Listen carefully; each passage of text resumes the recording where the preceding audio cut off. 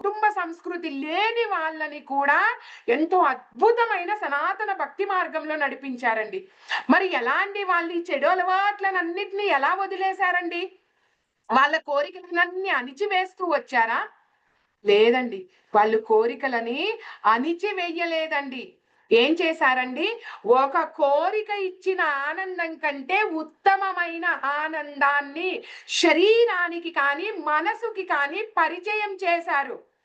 కాబట్టి వాళ్ళు ఈ రోజుకి కూడా గొప్ప భక్తుల స్థాయిలో నిలబడ్డారండి.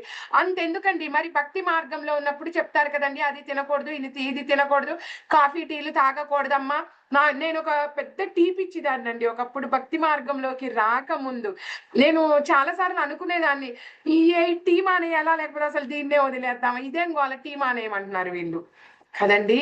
కానీ ఈ రోజండి నా ముందు ఎవరైనా ఒక గ్లాసు నిండా, ఒక చెంబు నిండా టీ తాగినా కూడా నా మనసు దాని మీదకి వెళ్ళదండి. ఎందుకండి? ఎందుకంటే ఒక గ్లాసు, ఒక కప్పు టీ ఇచ్చిన ఆనందం కంటే ఉత్తమమైన ఆనందాన్ని నా శరీరానికి, నా నాలికకి కానీ, నా మనసుకి కానీ నేను పరిచయం చేశాను కాబట్టి. కదండీ! త్యజించడం కష్టం కావచ్చండి. కానీ భక్తియుక్త సేవలో భగవంతుడి ప్రేమలో త్యజించడం చాలా సులభం మరియు సంతోషకరమైనది.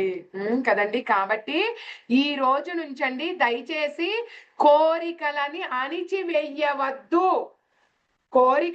ఒక కోరిక ఇచ్చే ఆనందం కంటే ఉత్తమమైన ఆనందం నాకెక్కడ పరిచయం చెయ్యబడుతుంది? ఎలా నేను దీని నుంచి తప్పించుకోగలను? ఇది ఆలోచించాలండి మనం. ఓకేనా అండి? ఓకే. భార్యాభర్తల అనుబంధం చాలా అద్భుతమైంది, అందమైంది అని అంటారు. కానీ దాన్ని